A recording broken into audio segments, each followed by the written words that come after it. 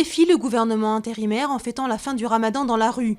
Les partisans de Mohamed Morsi ne se sont pas laissés décourager par les menaces d'une dispersion par la force.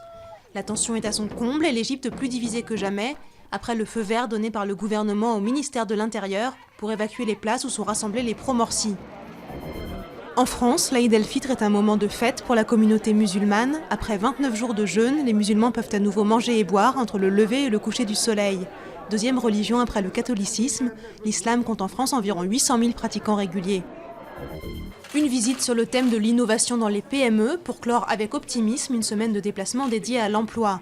François Hollande s'est rendu à Marly-le-Roi dans une entreprise de haute technologie.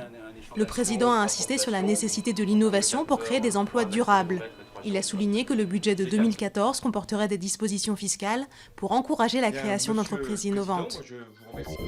Les vols internationaux reprennent doucement à l'aéroport de Nairobi, ravagé mercredi par un impressionnant incendie.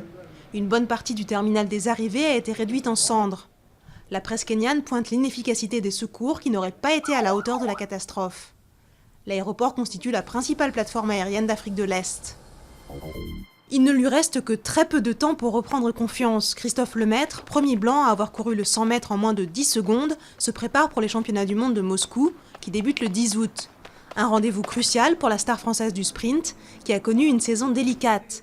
À Moscou, il devra se mesurer à l'intouchable Usain Bolt, mais aussi au français Jimmy Vico, devenu 5e meilleur mondial.